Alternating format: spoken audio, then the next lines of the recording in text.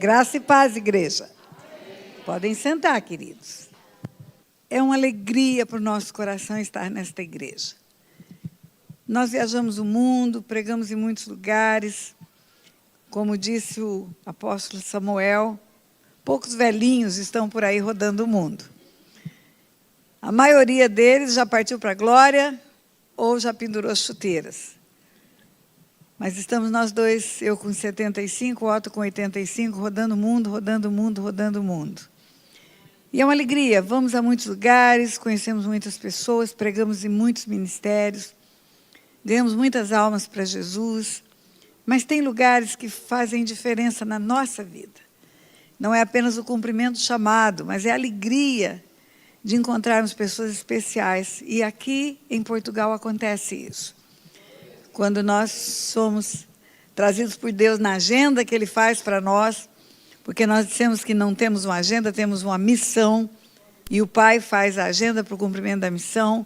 Quando Ele coloca na agenda Nike, nosso coração salta de alegria. Porque temos uma aliança muito grande com esta igreja, com esses pastores, com irmãos que congregam aqui. E nos sentimos em casa. Nos sentimos em família aqui nesse lugar, não é?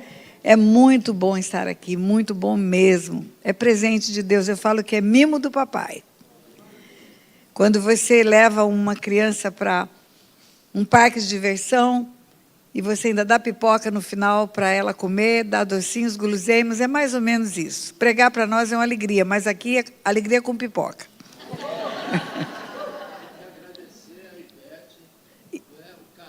Isso, nós fomos recebidos na casa da Ivete. A Ivete está aí? Está aí? Ivete, preciosa do Pai, abriu a porta da casa dela para nós, nos recebeu com amor e carinho, com comidinhas, com coisinhas boas e com um sorriso no rosto, não é?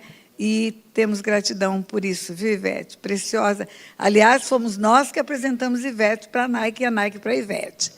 Então, é uma alegria essa conjunção, não é? É bom demais. E eu tenho algumas coisas para compartilhar nessa manhã. Poucas. O pastor disse que eu só prego 15 minutos, então eu vou pregar só 15 minutos. Na medida em que as coisas foram acontecendo aqui, o Senhor foi falando ao meu coração. E não sabíamos que teríamos a ceia hoje de manhã. Nós, eu e o pastor Otto, não sabíamos que estava na programação da igreja a ceia. E foi uma alegria para nós. Cear com o corpo de Cristo que se reúne nesse lugar. Imediatamente me veio à memória o que Jesus fala para uns judeus que estavam murmurando. Está em João capítulo 6. Os judeus estavam fazendo uma murmuração e Jesus responde para eles: eu sou o pão da vida. Eu sou o pão da vida. Jesus diz no versículo 48, eu sou o pão da vida, vossos pais comeram maná no deserto e morreram, e este é o pão que desce do céu, para que todo aquele que comer dele não pereça. Eu sou o pão vivo que desceu do céu. Se alguém dele comer, viverá eternamente. E o pão que eu darei pela vida do mundo, é a minha carne. Disputavam, pois, os judeus entre si, dizendo: como pode este dar-nos a comer a sua própria carne? Respondeu Jesus: em verdade vos digo, se não comerdes a carne do Filho do Homem e não beberdes o seu sangue, não tendes vida em vós mesmos. Quem comer a minha carne e beber o meu sangue tem a vida eterna, e eu o ressuscitarei no último dia, pois a minha carne é verdadeira comida e o meu sangue é verdadeira bebida. Quem comer a minha carne e beber o meu sangue permanece em mim e eu nele. Assim como o Pai que vive me enviou, igualmente eu vivo pelo Pai, também quem de mim se alimenta, por mim viverá. Como comer a carne? Como beber o sangue? O que Jesus estava falando? Jesus estava falando do sacrifício que Ele faria na cruz. Do sacrifício de permitir ser dilacerado, moído pelas nossas transgressões. O castigo que nos traz a paz ser levado sobre ele, pelas pisaduras dele sermos sarados. Não há como ter parte com Deus sem passar por esse sacrifício. Não há como ter salvação se não comer a carne e não beber o sangue. Hoje fizemos um ato profético, simbólico, celebrando a ceia, comendo o pão, que representa a carne, o vinho ou o puro suco da uva, que representa o sangue. Mas isso é para anunciar ao mundo que ele morreu, que nós comemos o sacrifício porque recebemos ele na nossa vida. E estamos contando que ele voltará, e até que ele venha, até que ele volte. Vai viver eternamente. Quem come a minha carne e bebe meu sangue não experimentará a morte, vai viver eternamente. O sacrifício da cruz, o sangue derramado, o corpo rasgado, é o caminho para o Pai, não tem outro. Não adianta ser bom, não adianta ter uma boa conduta moral, não adianta fazer sacrifícios humanos, celebrar momentos especiais e também doar-se, fazendo caridades, obras de caridade, sem comer a carne e sem beber o sangue. Não há vida eterna em outro lugar. Só pela cruz o homem pode viver eternamente. Não há santo que libere o homem da morte, não há promessa que libere o homem da morte, não há penitência que libere o homem da morte, não há nenhum tipo de ritual ou de sacrifício que libere o homem da morte. Só a cruz. Só a cruz. Só o sacrifício de Jesus. Agora, quando você fala do sacrifício de Jesus e você pensa na cruz, eu quero dizer para você que o sacrifício dele não foi só a cruz. Quando você lê Filipenses, capítulo 2, lá está escrito assim, a partir do versículo 5, tende em vós o mesmo sentimento que houve também em Cristo Jesus, pois ele subsistindo em forma de Deus, não julgou como usurpação ser igual a Deus. Ele era Deus. Ele subsistia desde antes da fundação do mundo, ele já era o Deus Filho. Ele não tornou-se Deus a partir da cruz. Ele era Deus desde o princípio de tudo. Ele é o alfa e o ômega, o princípio e o fim. Ele sempre foi Deus. A Trindade sempre existiu, Pai, Filho e Espírito Santo. Deus Pai, Deus Filho e Deus Espírito Santo. E ele subsistia antes de nascer do ventre de uma mulher. Ele subsistia em forma de Deus. Aqui está dizendo forma de Deus. Ele subsistia em forma de Deus. Está falando de uma forma. Está falando de um Deus que tinha uma forma. Qual era a forma desse Deus? Alguns dos profetas viram. Daniel viu quando Daniel fez o jejum de 21 dias. E lá, às margens do rio Tigre, ele teve a visão do Jesus, que não era Jesus ainda, só é Jesus depois do ventre de Maria, mas ele viu o Filho de Deus. Ele viu, depois do jejum de 21 dias, um que tinha olhos como chama de fogo, pés como bronze polido, voz como de muitas águas, e uma luz mais resplandecente que o sol. Ele narra isso, está lá em Daniel capítulo 10, jejuando para ter revelação do tempo do fim, fez o jejum de 21 dias, buscou, orou e pediu a Deus revelação das coisas que viriam, e ele viu o Filho de Deus, ele viu Deus Filho, às margens do rio Tigre. E quando ele viu, ele caiu como morto. Ele caiu desmaiado, o rosto em terra está escrito. Em Daniel capítulo 10 está narrado isso. Ele também foi visto por João, na ilha de Patmos, depois que restou dentre os mortos, e voltou a ter forma de Deus, depois que perdeu a forma humana, e ganhou um corpo glorificado, e voltou para o céu, e assentou-se à destra de Deus, ele aparece para João na ilha de Patmos. Quando João fala da revelação que teve do Apocalipse, do tempo do fim, ele conta que viu um que tinha olhos como chama de fogo, pés como bronze polido, voz como de muitas águas, e uma luz mais resplandecente que o sol. E João diz, e quando eu vi, eu caí como morto. Também Saulo de Tarso viu ele, depois que ele voltou para o Pai e voltou a ter forma de Deus. Paulo viu e também caiu. Indo eu ao rei, caminho afora pela estrada de Damasco, vi uma luz mais resplandecente que o sol, e caindo eu por terra, ouvi uma voz que me disse: Saulo, Saulo, por que me persegues? Ele ouviu e ele viu. E ele viu uma figura mais resplandecente que o sol.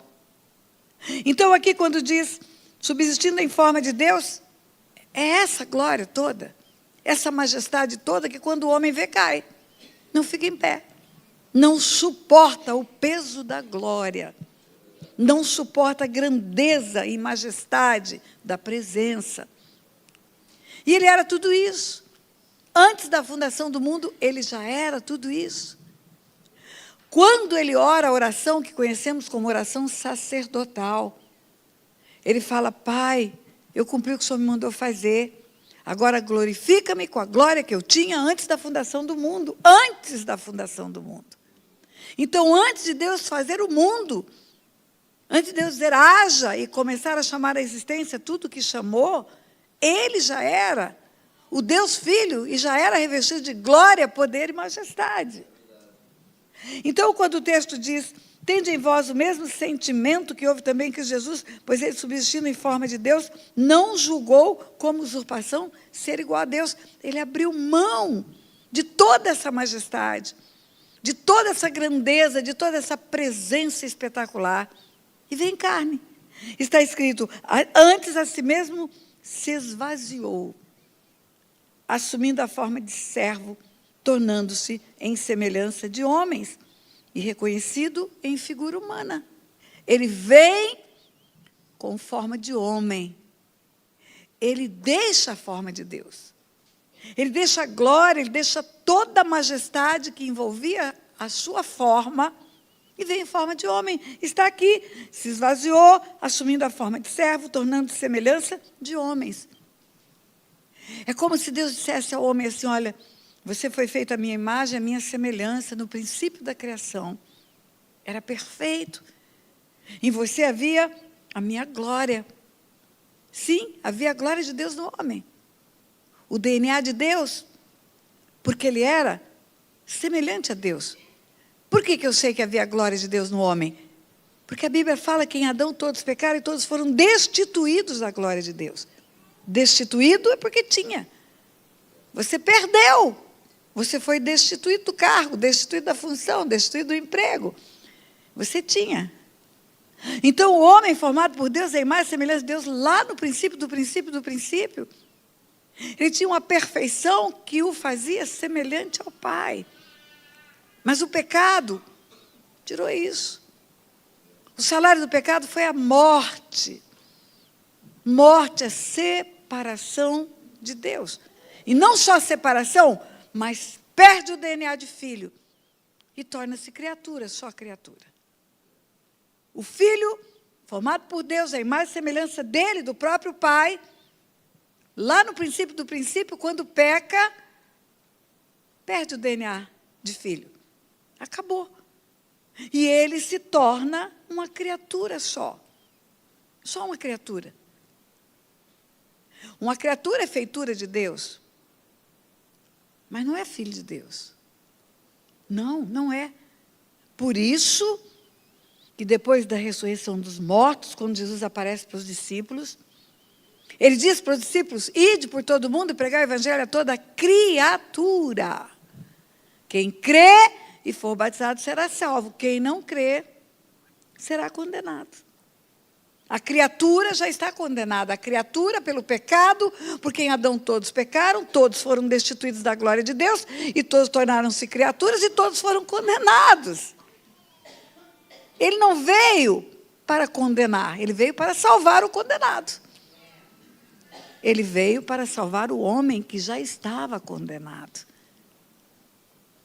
E aí é como se Deus dissesse, quando combinou a vinda do filho dele, quando tratou dessa tão grande salvação, é como se ele dissesse: olha, eu fiz o homem à minha imagem, à minha semelhança. O homem perdeu a minha semelhança, tornou-se criatura tão somente. Mas agora você vai ser semelhante ao homem. Você vai se fazer homem, como o homem é, com todas as limitações. sujeito a todas as tentações, para você morrer. Porque o homem precisa morrer. E se você for como Deus, você não morre. Deus não morre. Você precisa ir como homem, com todas as mazelas do corpo humano. Dores, sono, fome, tudo isso. Porque você precisa morrer na cruz. Agora, para você ir como homem, você precisa nascer de uma mulher. Você, como meu filho, é Deus. Agora, se você vai só como meu filho, você não vai ter figura humana. Porque eu não tenho figura humana. Você vai ter que ter um DNA humano. Você vai ter que nascer da barriga de uma mulher. E aí, a profecia. Isaías profetiza. A virgem conceberá, dará à luz um filho. Vai nascer de uma mulher. Miqueias profetiza, vai nascer em Belém. 2 sinais para saber que é o Messias. Tem que nascer de uma mulher e tem que nascer em Belém. E assim foi, assim se cumpriu. Agora presta atenção. É tão simples você resumir isso. Mas imagine o Filho de Deus, que já era glorificado desde antes da fundação do mundo, revestido de glória, poder e majestade, virar um embrião. Virar um feto. Depois nascer num parto. Depois ter que a mamãe limpar o bumbum dele. Amamentá-lo. Ensiná-lo a andar. Ensiná-lo a falar. Imagine o tamanho dessa humilhação para esse Deus Filho todo grande, todo majestoso. Quando fala em humilhação, não é só a cruz, não. Não é só o sacrifício da cruz.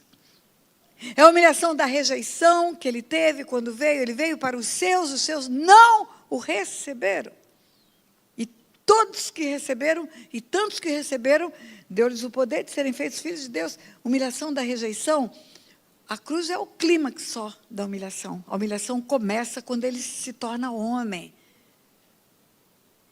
A humilhação acontece quando ele se submete à vontade do Pai. Não vim para fazer a minha vontade, mas a vontade do meu Pai. Pai, se possível, passa de mim esse cálice. Não seja feita a minha, mas a tua vontade. A humilhação, ela é muito maior do que qualquer um de nós possa imaginar. O sacrifício de Jesus não é só a lança no peito e a coroa de espinhos. É abrir mão da sua glória, da sua majestade, do seu poder e vir em forma de homem. Mas não veio só em forma de homem.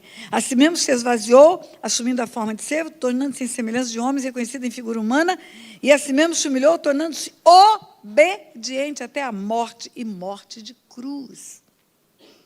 Maldição, maldito que for pendurado no madeiro. Assim dizia a lei.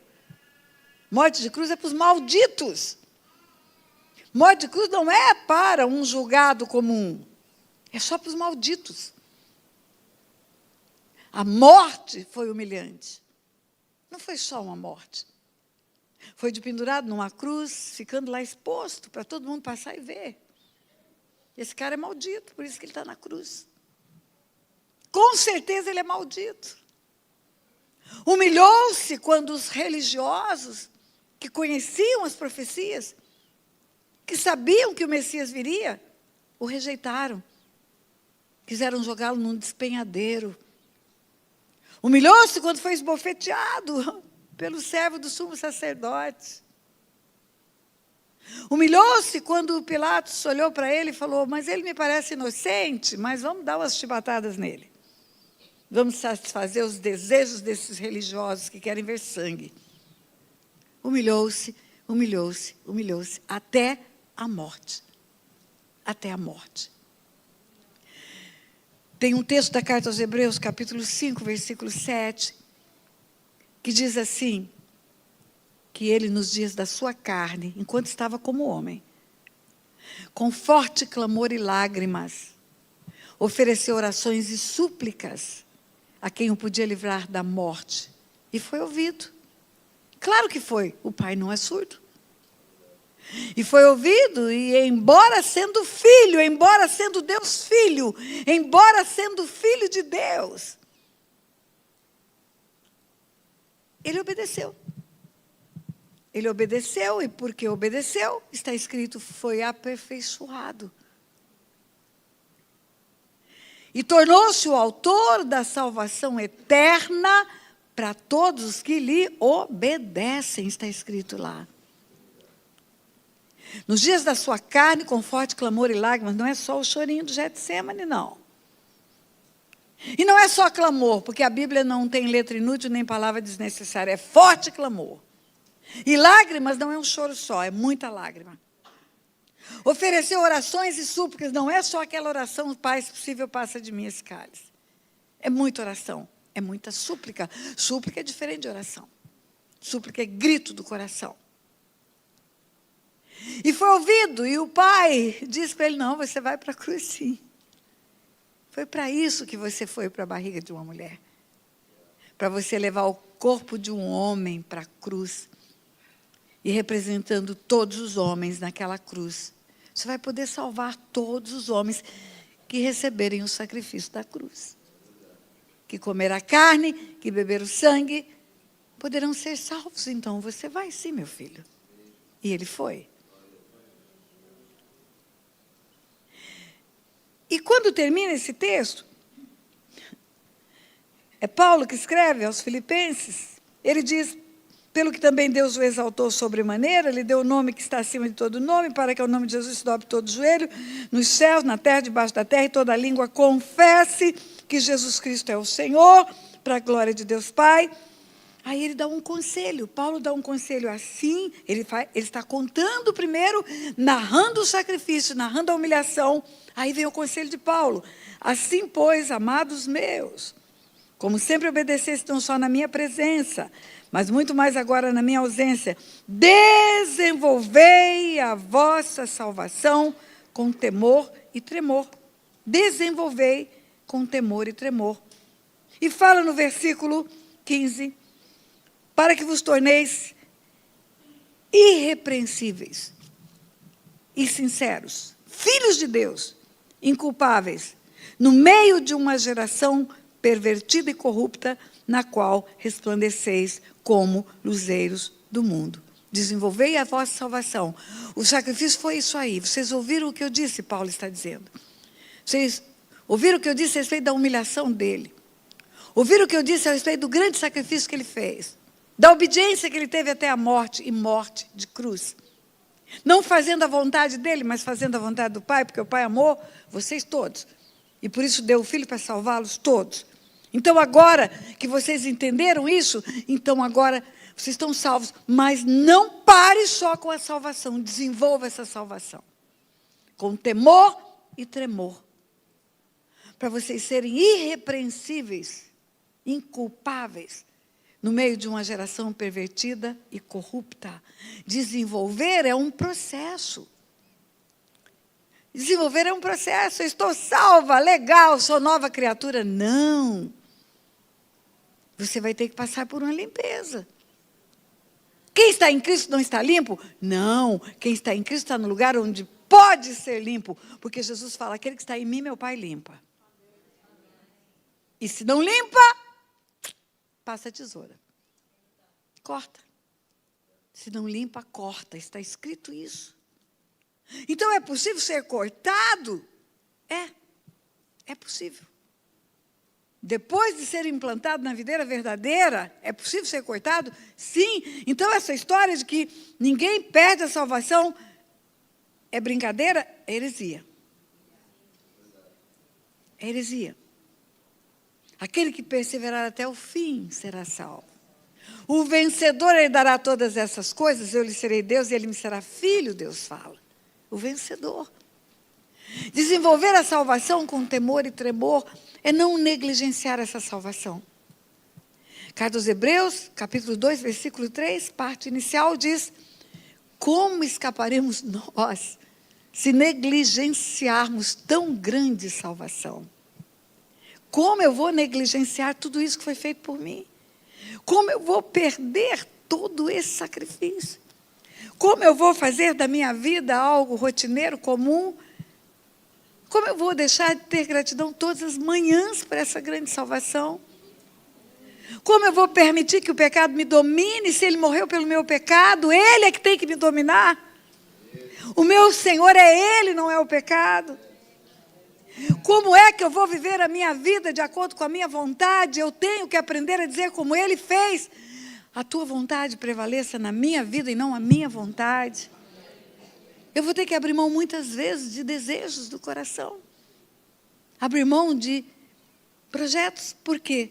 Porque Ele é o meu Senhor, Ele é o meu dono. Ele me comprou. Esse sangue derramado na cruz que nós hoje comemoramos a ceia, celebramos. Ele me reconciliou com Cristo.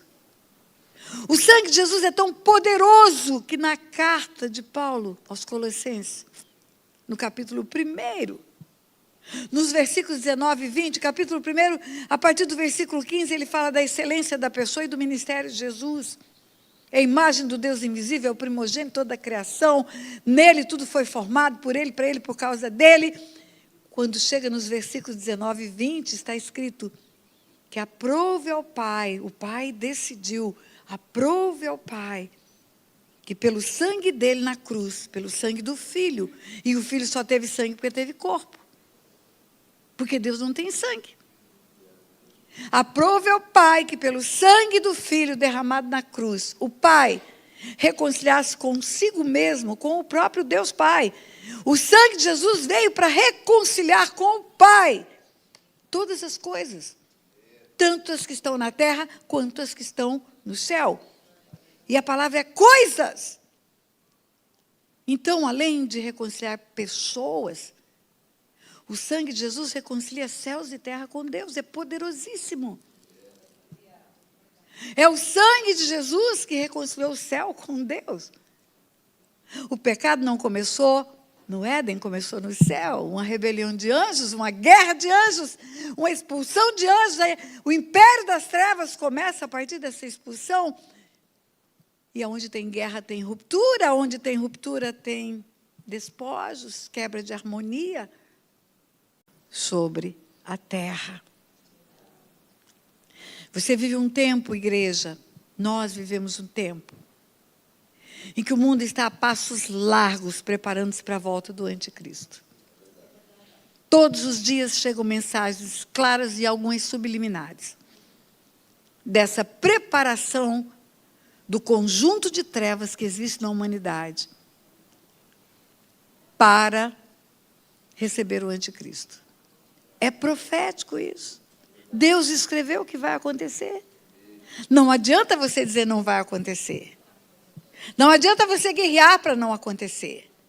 Deus preparou você dizendo que vai acontecer, para que você abra os olhos, para que nós abramos os olhos. E agora? E agora o que faremos? E agora nós vamos trabalhar mais do que esse mundo caído para preparar a igreja para o arrebatamento. É isso que faremos. Preparar uma igreja sem mancha, sem mácula, sem ruga, irrepreensível, inculpável, no meio de uma geração pervertida e corrupta. É esse o nosso papel, desenvolver a salvação. Eu não vou tomar a forma do mundo. Como é que é tomar a forma do mundo? Não vos conformeis com esse mundo, mas transformai-o pela renovação da vossa mente. Não vos conformeis, não é, estou inconformado. Ai, que coisa triste que está acontecendo. Na escola estão ensinando porcaria para as crianças. Como que sai um bolo redondo? Numa forma redonda. Como que sai um bolo quadrado? Numa forma quadrada. Não vos conformeis, não tome a forma. Não tome a forma, você vai ser diferente. Você vai ser sal e luz no meio de uma geração pervertida e corrupta. Você vai ser inculpável. Você vai, depois que comer o pão e o vinho, ou beber o sangue e comer a carne, você vai se comportar agora como um separado. Separado é santo. É santo. Os separados são os santos. Eles não são excluídos do mundo.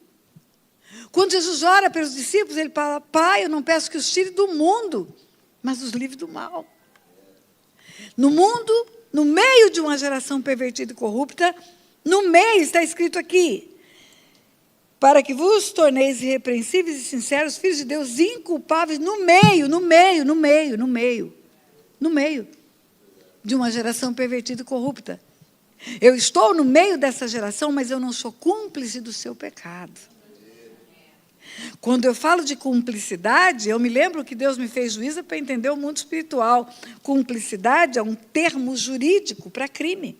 Você é cúmplice de um crime.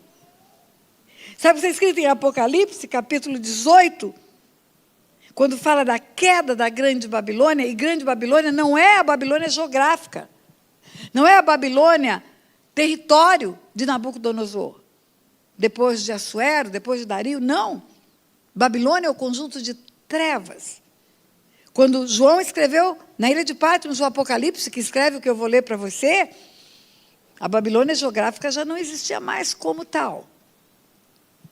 É o conjunto de trevas, o conjunto de idolatria, de feitiçaria, de promiscuidade, de violência, de corrupção. Isso que é a Grande Babilônia. É isso que vai cair.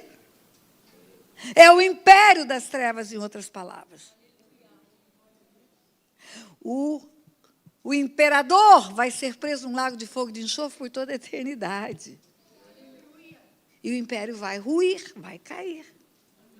E quando você lê Apocalipse 18, que fala do anúncio da queda da Babilônia, diz assim: depois dessas coisas, vir descer do céu um outro anjo que tinha grande autoridade, a terra se iluminou com a sua glória, então exclamou com potente voz, dizendo: caiu, caiu a grande Babilônia, que se tornou morada de demônios, com toda covil de toda espécie de espírito imundo, esconderijo de todo gênero de ave imunda e detestável.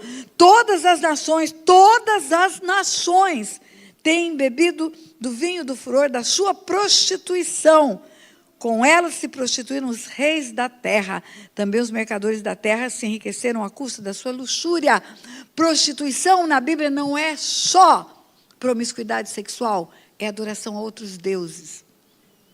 Quando Deus fala de idolatria, Ele fala de um espírito de prostituição. É todo o sistema religioso que tira Jesus do centro.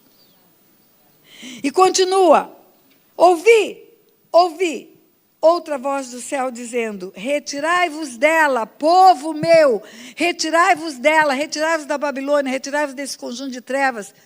Povo meu, povo meu, povo meu. Meus filhos, não é o resto. O resto já ouviu tudo que tinha que ouvir, já sabe tudo, já ouviu falar que salvação só é em Cristo Jesus. Permanece no erro. Deus não está falando com esse povo que não recebeu essa grande salvação. Deus está falando com o povo que recebeu: retirai-vos dela, povo meu, para não serdes cúmplices dos seus pecados e não participardes dos seus flagelos. Cumplicidade é cooperação, é parceria. A cumplicidade com o pecado, o silêncio nós, a aceitação pacífica do erro, sem dizer aquilo que nós temos que dizer, nos faz cooperadores do pecado. Adaptarmos-nos a uma modernidade, a sociedade ficou moderna e depois ficou pós-moderna, e agora tudo pode, tudo vale, e eu não vou abrir a minha boca porque eu vou ser politicamente correta. Politicamente correta é uma pessoa que concorda com o mundo e não está preocupado com Deus. E biblicamente correta está preocupado com Deus e não vai cooperar com a sujeira do mundo. Vai ser separado, vai ser separado. Como escaparemos nós se negligenciarmos tão grande salvação? Essa pergunta tem que nos deixar preocupados. Estamos salvos, mas podemos negligenciar a salvação. E se negligenciarmos a salvação, não escaparemos, é isso que está escrito. É um recado de Deus. Então, desenvolver a salvação com temor e tremor é a cada dia. Nós estarmos mais conectados com Cristo, a cada dia mais santificados, a cada dia mais comprometidos com o reino, a cada dia mais e mais e mais e mais santos na terra, sim. Porque é isso que Deus espera da igreja. É isso que Deus espera de nós. Vimos aqui um casal e no momento da bênção ministrada pelo apóstolo Samuel, o apóstolo Samuel brincou com um com o outro, mulheres obedecei, maridos amai. O casamento aponta para Jesus e a igreja. O casamento é um sinal e símbolo do encontro de Jesus com a igreja. No capítulo em que o apóstolo Paulo fala de casamento, mulheres sujeitáveis aos vossos maridos como a igreja de Jesus, maridos amai vossas mulheres como Jesus amou a igreja, quando ele termina ele diz, grande é esse mistério, mas eu me refiro a Cristo e à igreja. Então ele está dizendo o casamento, eu estou dando conselho, mas é um conselho que serve para a igreja e o relacionamento com Cristo. E como é o conselho? Mulheres, sujeitai-vos aos vossos maridos. O que quer dizer? Igreja, sujeitai-vos ao Senhor. Sujeitai-vos a Ele. Sujeitar-vos a Ele. Obedecei. Vou repetir. Carta aos Hebreus, capítulo 5, versículo 7. Jesus, nos dias da sua carne, com forte clamor e lágrimas, ofereceu orações e súplicas a quem o podia livrar da morte, e foi ouvido, mas obedeceu. E porque obedeceu, tornou-se o autor da salvação eterna para todos os que lhe obedecem. Autor da salvação eterna para todos os que lhe obedecem. Diga, só a salvação em Cristo Jesus, se obedecermos a Ele. Está escrito. Está escrito. Isso significa que eu não posso levantar minha mão, entregar minha vida, celebrar 6 e 6 e 6 todo mês na igreja, mas fazer aquilo que é a minha vontade e não o que é a vontade dele. Quando ele diz não, é não. Quando ele diz vai, vai. Quando ele diz fica, fica. Então, a nossa salvação não é só decorrente de um momento de grande emoção. Ela é decorrente de uma vida obediente. Tende em vós o mesmo sentimento que houve também em Cristo Jesus, pois ele, subsistindo em forma de Deus, não usurpou ser como Deus, tornou-se figura humana e foi obediente até a morte, e morte de cruz. Deus está dizendo para mim e para você, faça a mesma coisa, seja obediente, ainda que seja com sacrifício. Seja obediente, seja obediente. E cada vez, igreja, vai ficar mais difícil ser obediente. Porque cada vez há mais permissividade à nossa volta. Cada vez os valores estão sendo destruídos, os princípios desconstituídos. E quando nós colocamos nossa posição, nós somos criticados como radicais. É radical, eu sou mesmo, porque o Deus que eu sirvo foi tão radical que botou o filho dele numa cruz. O Deus que eu sirvo foi tão radical que colocou o filho dele na barriga de uma mulher. E levou ele para a cruz. E trucidou ele naquela cruz, por minha vida. Como negligenciar tão grande salvação? Como abrir mão de princípios? Como concordar com aquilo que fere o coração desse Deus? Não posso. Como escaparemos nós, se negligenciarmos tão grande salvação? Que este dia em que celebramos a ceia, em que aprendemos que temos que comer a carne e beber o sangue, em que aprendemos a submissão que devemos ter, em que aprendemos que a negligência da salvação pode resultar num susto eterno. A negligência da salvação pode resultar numa palavra que está escrita na Bíblia, Jesus dizer assim, não vos conheço, aparta-te de mim, vós que praticais a iniquidade. Mas Senhor, nós estávamos na igreja. Senhor, nós profetizávamos em teu nome. Senhor, nós orávamos pelas pessoas, pregávamos o evangelho, expulsávamos demônios. Não vos conheço. Aparta-te de mim, vós que praticais a iniquidade. A tua vida na prática não é uma vida de santidade, é o que ele está dizendo para aquelas pessoas. Então, queridos, a religiosidade talvez nos leve a conceitos que não são bíblicos. Levante sua mão, entregue a vida e agora, tranquilo, espera o dia final, não. Desenvolva a tua salvação. Cada dia, cada manhã. Cada momento que tiver que tomar uma decisão. Cada vez que você tiver que dizer alguma coisa para concordar ou discordar de alguém, Senhor, qual é a tua vontade? E é a tua vontade que eu vou fazer. Não é a minha. Não é a minha. Cada vez que eu estiver numa encruzilhada para tomar uma decisão, eu não tenho que tomar a decisão pela minha vontade. O que a palavra de Deus diz a respeito disso? É isso que eu farei. É isso que eu farei. E aí, se nós conseguirmos viver isto, como luzeiro no meio de uma geração pervertida e corrupta, nós vamos ouvir no final: vinde, benditos do meu Pai, para o reino que vos está preparado desde antes da fundação do mundo. Vinde, benditos do meu Pai, para o reino que vos está preparado desde antes da fundação do mundo. Quem quer ouvir isso no dia final? Você não vai nadar e morrer na praia. Você não vai caminhar até aqui como igreja para no final ficar de fora desse lugar maravilhoso que nós vamos viver. Eu quero encontrar você lá, porque eu sei que eu vou. Eu tenho certeza disso. Eu sei em quem eu tenho crido, eu sei que Ele é certo, é poderoso, vai me levar para o dia final. Por isso, que eu sacrifico tantas coisas que a minha carne deseja. Por isso que eu sacrifico tantas coisas que vai me separar do Pai. Por isso que eu abro mão de tantas coisas que dão prazer. Entretanto, junto com esse prazer, vem uma exclusão desse reino maravilhoso. Pensa nisso, reflita nisso. Tem alguém nesse lugar que quer fazer um pacto especial com Deus nessa manhã, de ficar ponta firme nesse trabalho de salvação? Que quer renovar os votos de salvação? Que quer chegar para Deus nessa manhã e dizer: Deus, eu quero ser bem melhor do que fui até hoje. Eu quero me tornar, Senhor, firme nas suas promessas, firme na rocha. Porque na rocha vem vento, vem chuva, vem tempestade, mas a casa não cai. Eu quero me tornar segura de estar com o Senhor, eu não quero abrir mão disso. Eu posso perder tudo, eu só não posso perder o Senhor. Eu posso perder até o emprego que quer me fazer coisas erradas, mas eu não posso perder o Senhor.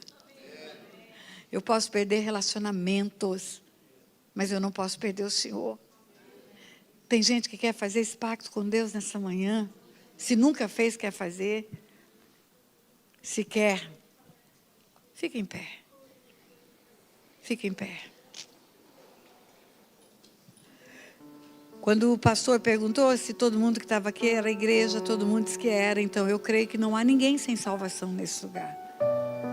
Eu creio que todos que entraram aqui um dia já entregaram suas vidas para Jesus. Então não é uma manhã de entregar vida, mas é uma manhã de fazer pacto. De colocar essa salvação num plano de excelência.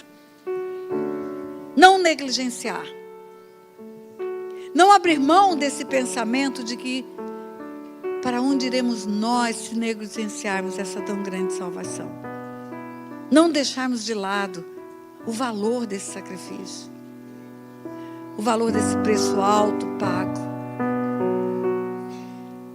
O pastor está fazendo sinais ali para mim e eu acho que ele está sabendo que tem gente que nunca entregou a vida para Jesus. Então vamos dar a oportunidade para você fazer isso antes desse pacto. Que aí você já faz o pacto também. Tem alguém que quer entregar a vida para Jesus? Vem aqui à frente. Vem. Vem.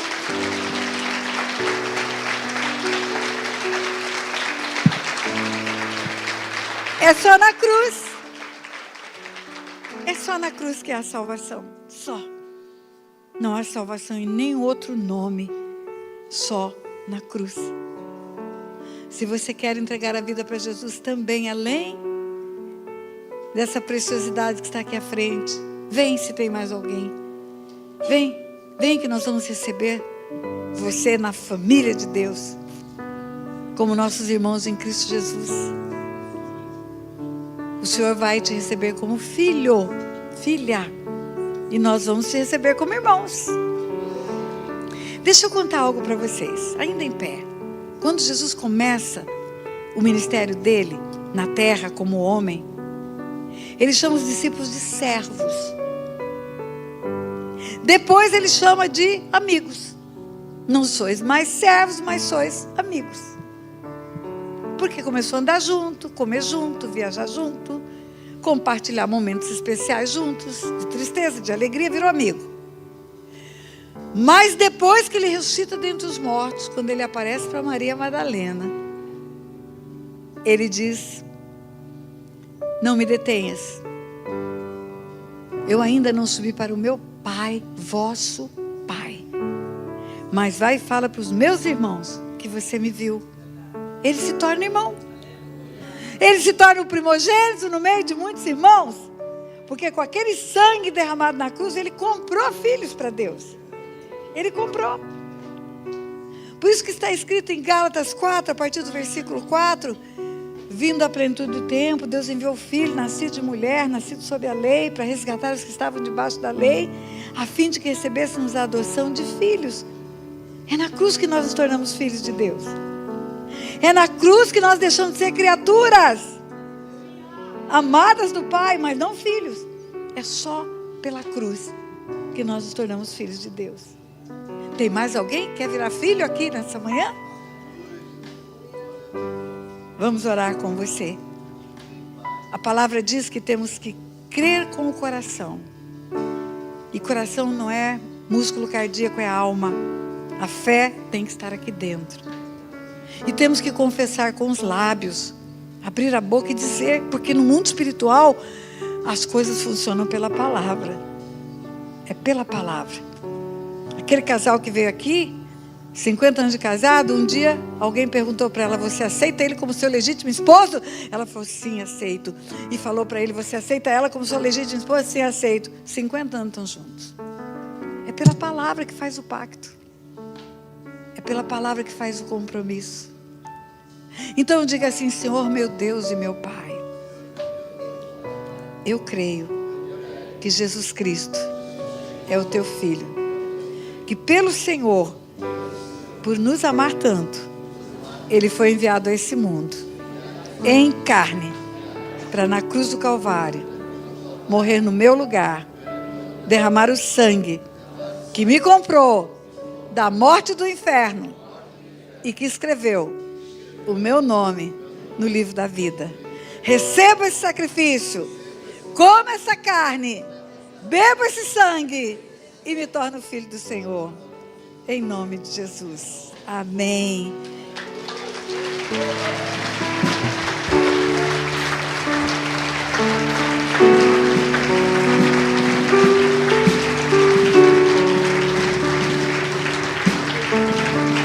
Agora eu vou orar, porque a gente precisa ligar na terra.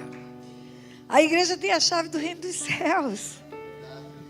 E o que a igreja liga na terra, liga no céu. Pai, em nome de Jesus, eu concordo com essa confissão pública que eles fizeram, de reconhecer o teu Filho Jesus como Senhor e Salvador da vida deles. Ligo na terra, Pai. Peço ao Senhor que ligue nas regiões celestiais. Escreva o nome deles no livro da vida, Pai, e dê a eles o teu Espírito Santo para ensinar todas as coisas que eles precisam saber a respeito do teu reino, Pai. Em nome de Jesus. Sabe qual é o mais espetacular disso? É que vocês acabam de ganhar uma grande família. Vira para trás para ver a família, vira, ó.